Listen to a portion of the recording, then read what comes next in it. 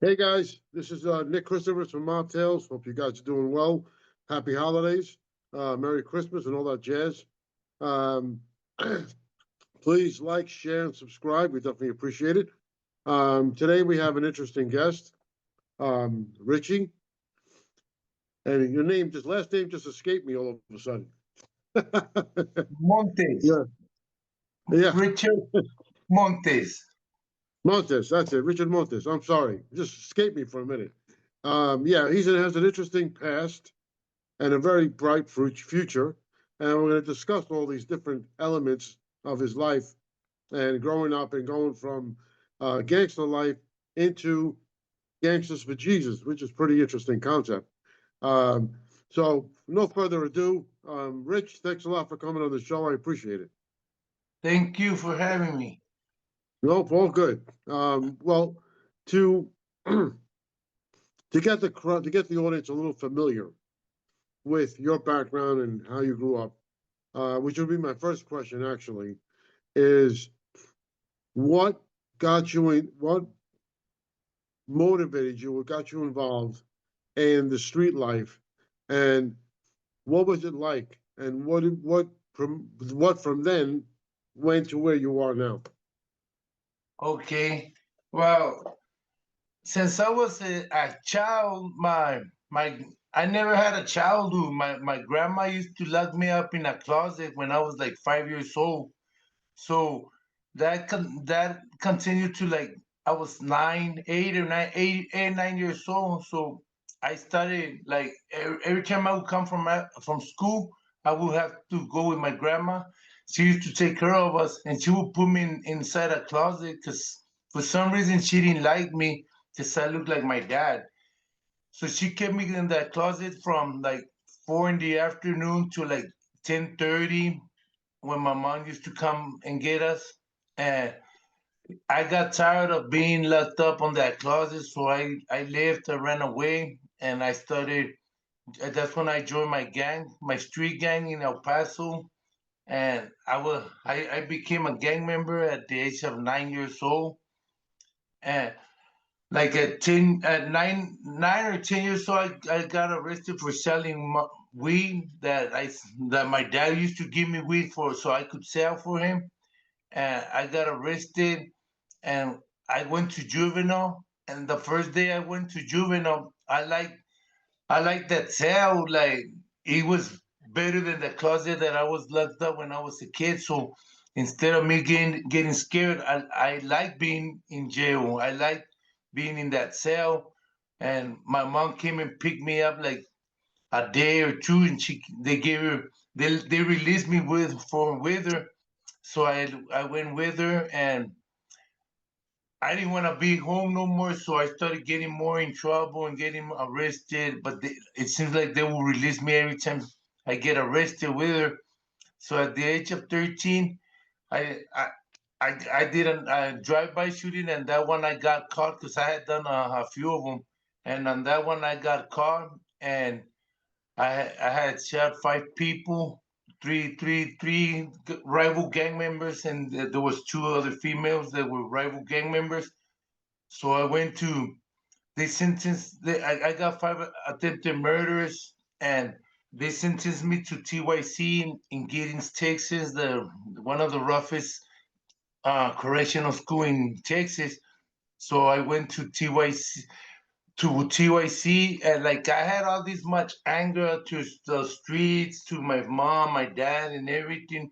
So I remember. Let me go back. At the age of 9 years old, 10, I had run away from home, and it was snowy. It was snowing that day, and I was inside a car, and I was freezing. It was freezing. It was snowing real bad, and I was real cold, and I was scared. That's the first time I was really scared that I was gonna die inside that car. So And this is and this was all in Texas. yes, sir. We get Well, snow in Texas back then, not well, no more. well, that time when you went on that, like you mentioned, at 13 Yes. years old, you did a drive-by shooting at that age. Yes. Um, now,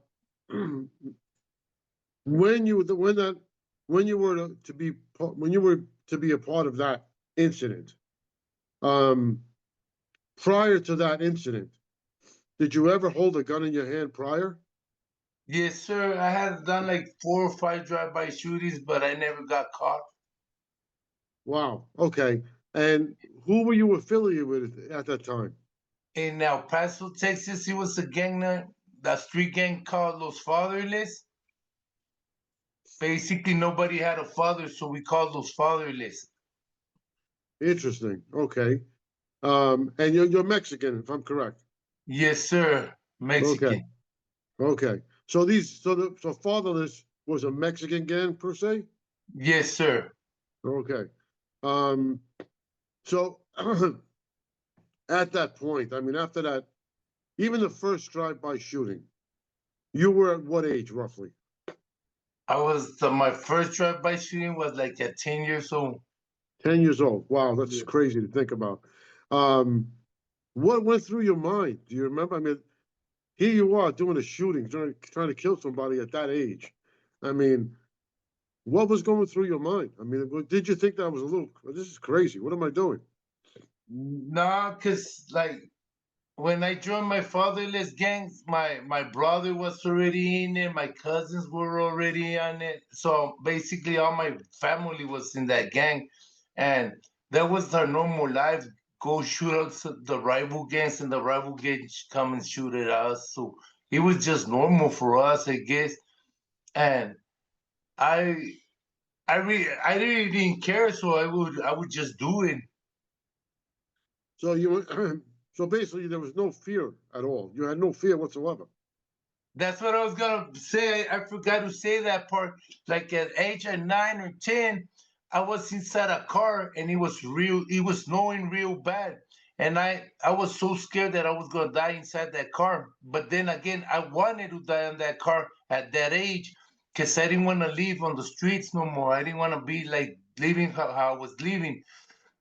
But then I was so scared that I started kicking the door, but the door was frozen. And when I got out that car, it was all white. It was so snowy. People say that it's a beautiful sign when it's white like that. And that's the time that I think I I saw the devil, and the devil told me like, you're not gonna fear nobody no more. You're not gonna be scared of nobody no more. And this is gonna be your street.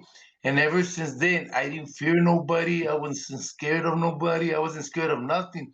I didn't care about if they kill me or if I kill people. It didn't bother me no more. That's where I think Wow. I lost my fear. Well, being, you did say that part of your family was part of this gang as well. And being that the case, was there a specific mentor at that time? Well, I can say that my dad was my mentor because he was a heroin addict, a drug dealer, and I always wanted to be just like him. And I had, yeah, and again, he wasn't a gang member of a gang, but he used to be just a gangster too. Okay. Um, well, so after that incident, 13 years old, doing your, do a drive-by shooting more than one time, um, from what I found out, you kind of graduated to selling, I believe, not doing selling narcotics Yes, and sir. like cocaine, marijuana, so something when marijuana was illegal back Oh, yeah, then. back then it So, was illegal, so I got caught selling marijuana in school, and but that was my first offense, and then I went to TYC when I did that drive-by, and I didn't at the age of 13, I didn't come out to the age of 17. oh my God, wow, okay. So when you come out at the age of 17, you actually went back to the streets, obviously, because Yes, that's pretty much all you knew yes, at sir. that point. Um, Now your mother, who was not part of this world, um, did you ever go back to her and maybe did she ever try to sway you away from that life and get you away from it? Yes, she tried to, but I mean, it was already too late. She like at the age of 17, 18. I wasn't trying to hear it no more. and I didn't feel comfortable in the world no more. So I got locked up as an adult, and I went to jail for um my homeboy had shot somebody and murdered somebody, but since I was the driver of the car, I got arrested with him, and I stayed 2 years in the county jail fighting the case, and I beat the case. They dismissed the case because I was just the driver, and they dismissed that case in 2 years. But in those 2 years when I was in that prison, I saw my prison gang, that Barrio Azteca, that organization Barrio Azteca, in prison, in jail, and I liked the way they were working, the way that there was family, the love they had. So I started working for them, and I started being with them, and then I joined them. So that's when I left my street gang to join an organization in prison, the Barrio Aztecas. Now, that specific gang, Barrio Seca, that you mentioned, how, I mean, how big are they? Are they like in the level, let's say, the Latin Kings, or are they, what are they considered? No, I think they're bigger. Like we used to run Juarez, Mexico, and El Paso, Texas, and out West Texas, and it's like the Mexican mafia basically, but and Aztecas, we're almost the same. We were Okay. almost the same. So then you got, that's when after you got released, correct? You joined Yeah. this, you joined No, this gang. I joined them in the county jail. When I got released from the county jail, I was already one of them. So I stayed in the streets like for 4 or 5 months, and then I got arrested again. And this time I got arrested for delivery and burglaries and robberies. And this time I went back to jail, but I was already a Barrio Azteca organization, and I stayed in. This time I went to TDC, to the penitentiary. And how much time did you do there? The first time I did 4 years, 4 years, and 4 years straight, and then I got out. And when I got out, I lasted like 2 weeks out here, and then I picked up a new number. And this time I went and did a 10-year sentence, and it was a 5-year sentence. But when I went to TDC, we went to work with some other families from prison. Other organizations, and so I picked up on charges in there, and then the 4-year sentence, I ended up doing 9 years. Wow. Okay. That's a lot of years in prison. Yes, it was like When, 7 years. My bad, 7. so when you, at that point of your life, when you got out the second time around, when did it occur to you to really change your life, to redeem yourself? When did that occur? Oh no, I came in and out of prison. I basically did like 28 years straight, like 28 years. This is my first Christmas I ever had out here in the world. Wow. Oh, so yeah, so 28 years, that's a long time. Yeah. So, In so basically, 2008, but didn't you do some time? Oh, wait a minute. You had a nickname, right? Grandpa. Am I Grandpa, correct? yes sir. And how Yes, did that name come about? Because you don't look like Grandpa. no grandpa. They used to call me Grandpa since I was like 6 years old, because I used to love my grandpa. I used to always be with him, and every time they ask him questions like, "Grandpa, you wanna eat?" I would answer for him, "Yes, he wants to eat."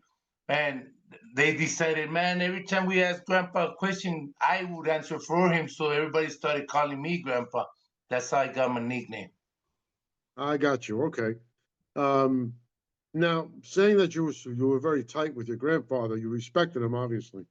Um, did he ever try to influence you to get out of that life? Nah, he basically was the one that gave me like my first beer, my first cigarette at the age of 6 years old. Oh, now I know why you like him. Now I get it. Yeah. Now that kind of Yeah. makes sense now. Yeah, and my dad was the one that gave me heroin at the age of 13 years old.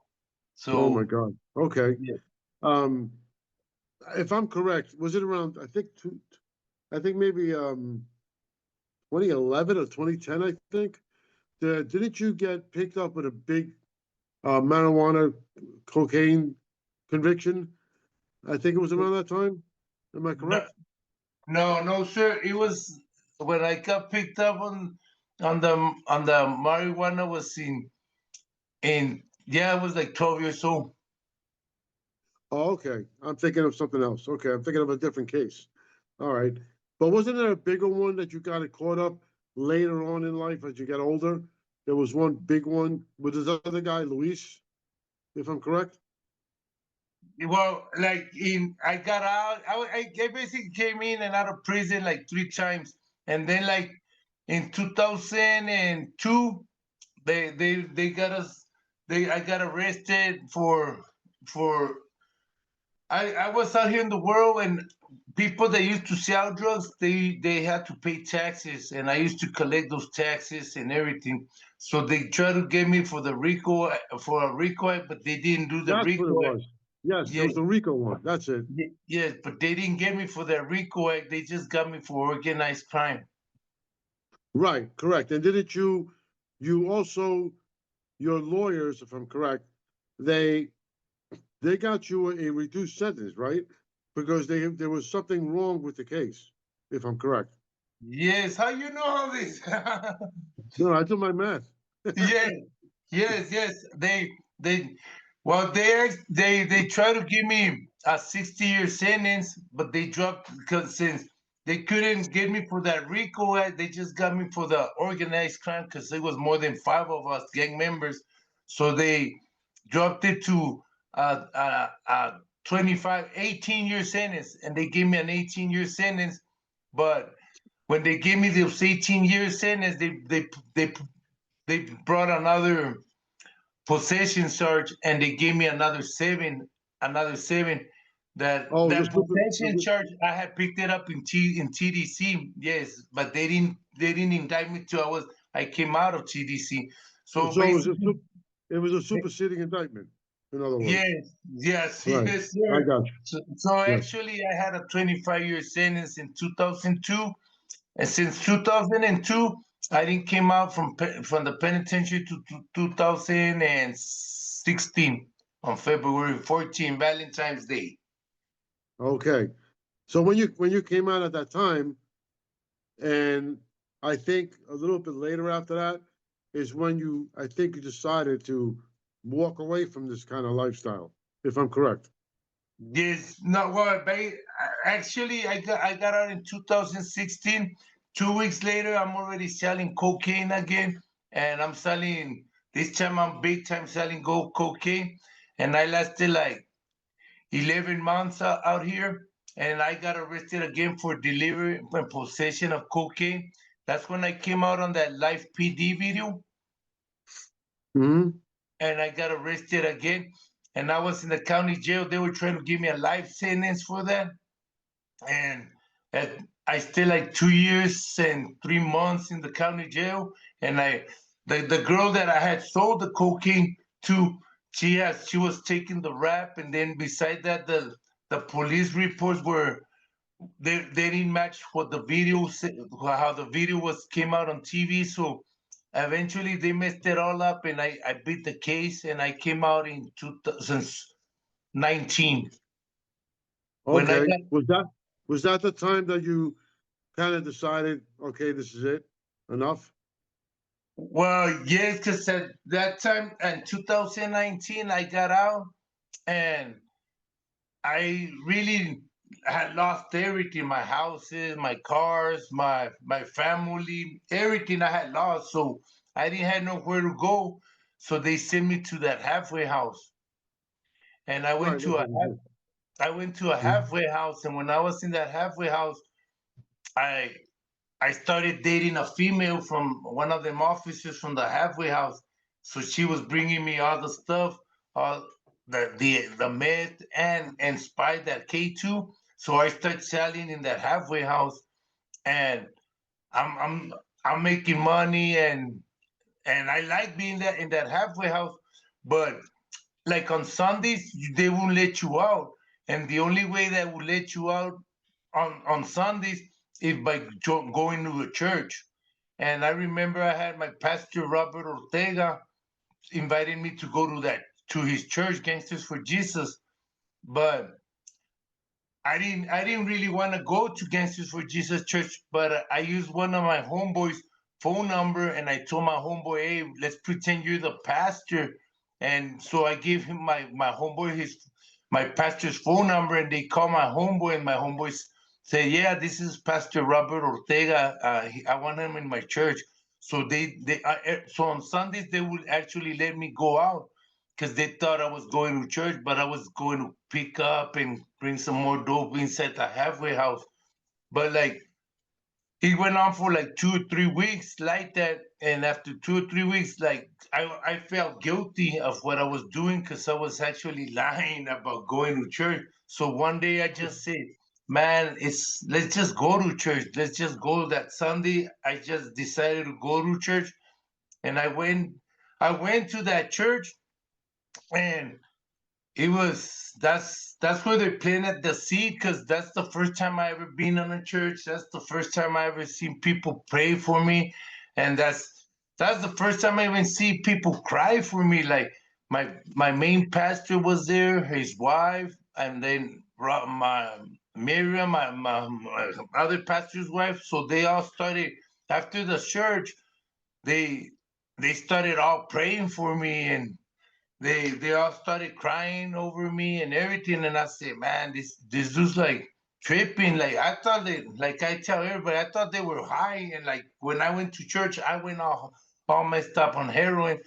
So I said, man, I like this church because I thought everybody was high just like me. They were all tripping. But at the end I said, man, when they say, "Hey, do you receive God as your savior?" I just said yes. But the reason I said yes is because they were already like had me scared, like the way they were praying for me in tongues and everything. And they were all crying. They even made me cry for the first time in decades. I hadn't even cried. So I started crying. And so just so they could let me go out of that church, I told them, yes, I will accept God. And when I left that church, I remember I got inside my truck and I felt something like God, but I still didn't believe in God because I never believed in God. And I got inside my truck and I felt guilty. So I started throwing my syringes while I was going on the highway. I started throwing my syringes, but I was still selling heroin and meth and spice. So when I went back to the halfway house, I said, man, this is it. So I stopped using for like 2 days. But the third day, I went back to the same thing, selling, shooting up, and everything. But the following week, I went back to church, and I continued like for 3 weeks. And I remember it was my birthday in November 11th, and we were in church, and everybody had church and everything. And when church was over, my my sister Miriam, she comes with a cake and candles. I remember she came with a cake and candles, and everybody started singing happy birthday. And I had never had nothing like that. I had never seen love like that. I had never seen a cake with candles like that and everything. So I felt like in love with these people. Like I actually said, man, these people really love me. I'm not because of what I am, because of my money or nothing. They love me of what I am right now, like poor and as an ex gang member and everything. So right there, I fell in love with my Gangsters for Jesus, but I still continue doing every time I would leave church, I would say, man, now I'm going to church, now I'm cool with God. He still let me sell dope, and as long as I sell dope and as long as I go to church on Sundays, everything was cool. And it went like that for like 4 or 5 months. And then one day I remember that I had asked God. I had asked God. I left a halfway house. I left a halfway house, and I remember I asked God.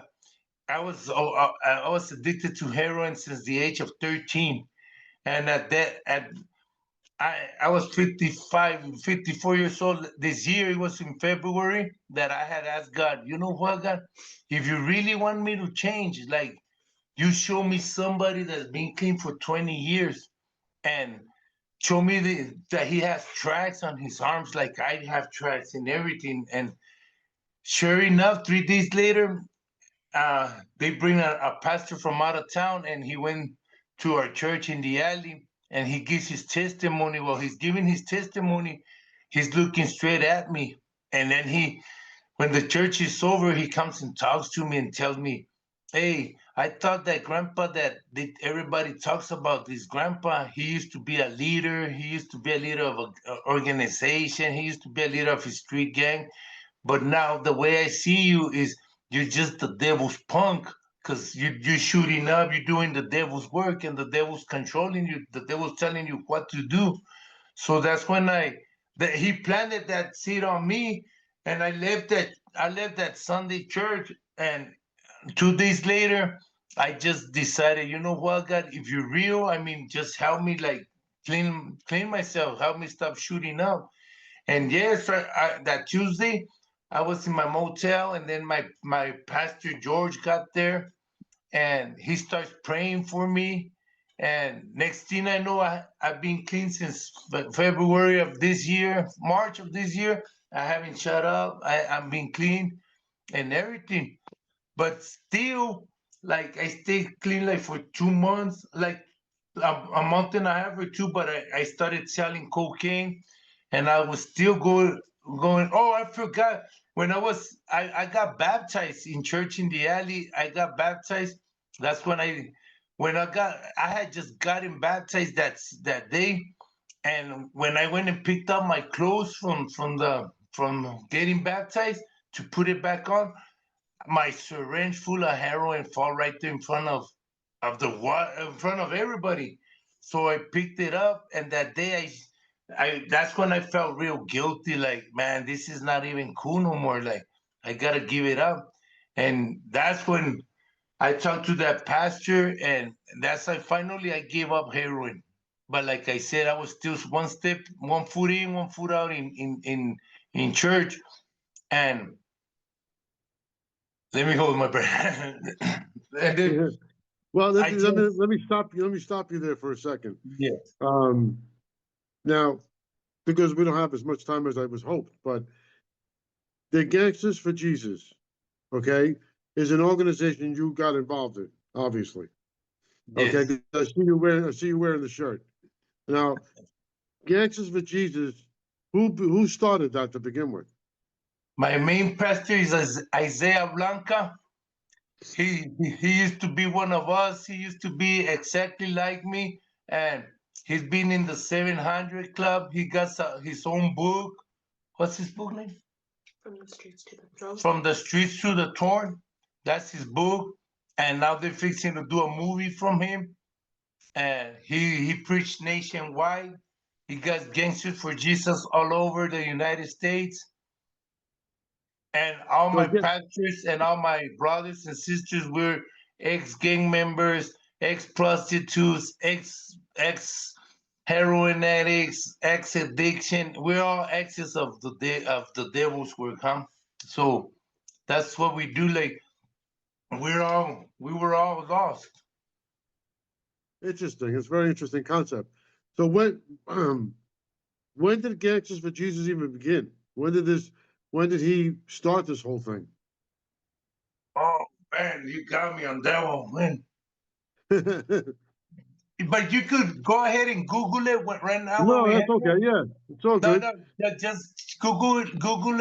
Go into Isaiah Blanca, Isaiah Blanca, and you'll see all his story. You might even want to interview him too, because he's Yeah, our it might main be pastor. interesting. No, Yes, for he's our sure. main pastor. He's the Well, gangster. now His I'm name is sorry. his name is the gangster preacher. Well, now that you're at this point in your life, and like you just said, you've been involved in this for about a year now, if I'm Yes. correct. So now that you're involved in this, like I said, Do you believe now you redeem yourself, you're on a new path, something that will be positive, Bro, rather than negative? well, like I said, I was for like 6, 7 months. I was go to church one foot in, one foot out, till finally like 4 months. ¿Cuándo era? October. Like 4 months ago, I finally told Jesus, you know what, Jesus, if you're really serious with me, if you really wanna use me, I can't feel you, bro. I can't. I don't know if you're serious, if you really insist. So I'm just gonna tell. They tell me to ask to talk to you, so I'm just gonna tell you, hey God, if you're not real, and if I don't feel you, or if you don't touch me right now, I'm just gonna tell everybody you're fake, and I don't want to do nothing with you. I'm just gonna continue doing me.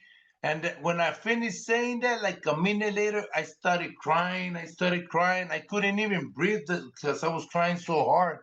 And that's when I heard him, like, actually heard him say, "What? Now you feel me? Now you hear me?" And I said, "Yes." And ever since then, I've been doing nothing but godly work. I've been clean. I've been serving God, and I could actually say that I'm a soldier of God now. Well, being that the case, which is a great thing to begin with, being that the case, does Isaiah, if I'm correct, Isaiah's name is Isaiah, or yourself, do you guys also go out and, preach to gang members, young kids, to get them off the street, to change their type of life? Do you do things like that? Okay, this is what we do. We do this. We do exactly what you say. We've been in high schools. We've been in high schools preaching for kids, and we're fixing to go to another high school like in 2 weeks, and we go to we actually gone to penitentiaries. My pastor goes all over the United States to the prisons. I gone to prisons to pray for the inmates. Um, and every Sunday we got church in the alley here in El Paso. And church in the alley is in the opportunity center where nothing but homeless live there. So we go there, set up our tents, bring our speakers out, and we make church for them. And after church, we'll feed them, we'll give them food, we'll give them clothes, we'll give them whatever we could to help them. And that's every Sunday we do that. So Oh, yes, that's very we good. go out there and do what. Basically, I'm gonna tell you like this: we do what other pastors that have their big churches or they've got the suits with their Peter Pan shoes on, they will not dare to go where we go because they're scared to go where we go. Like we go with where the addiction is, where the homeless are, where people that murders. We go for people that are wanted. Everything. That's where we go, and people are afraid to go to those.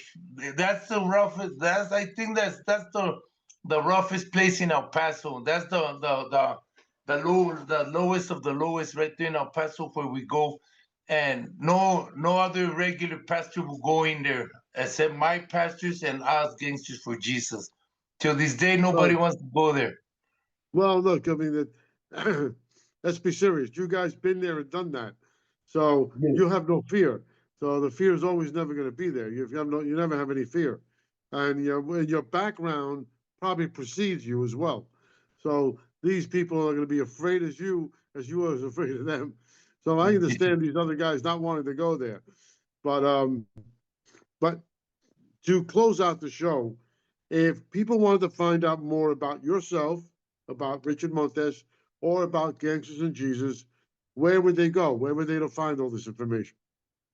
All they gotta do is go to Isaiah Blanca and just Google Isaiah Blanca's the gangster preacher, Facebook or Instagram or Right. or, or, or yeah, just go to Isaiah Blanca and Gangsters for Jesus. Well, how about for Richard Montes? Are you looking to maybe write your own memoir, a story about your life, and would you ever think about something like that? Yes, sir, but in God's timing. Whenever God tell me to do it, I'm willing to do it. And whenever it's time, it's time. But yes, sir, I got plans on moving on. I got plans on becoming a pastor. I got plans on being I was a leader on my gangs when I was with the devil. I was doing this devil work, and I was always a leader. I was never a follower. I always been a leader on my gangs and everything. So I think God's gonna use me as one of His leaders too. Yeah, I sure hope so. Well, Richard, look, thanks a lot for coming on the show. I really appreciate it. It was This very, is the very, very excuse, interesting. excuse me. This is the book from my pastor. You see it? Okay, to the throne. Yes. Okay, And then awesome. and That's then good you to know. can and then it you just go into to his Facebook. It's Isaiah Blanca, Gangster for Jesus, and you're more than welcome to come to my Facebook, Richard Montes. Awesome. Well, thank you for all that information, Richard. Again, thank you very much for coming on the show. That was very interesting information. I hope a lot of people will enjoy it. So again, thank you. And we'll keep in touch, of course. Yes, sir. Yes, Thank sir. you, Rick. All right. Thank you for having me. My pleasure. Thank you. All right. Thank you. Bye bye.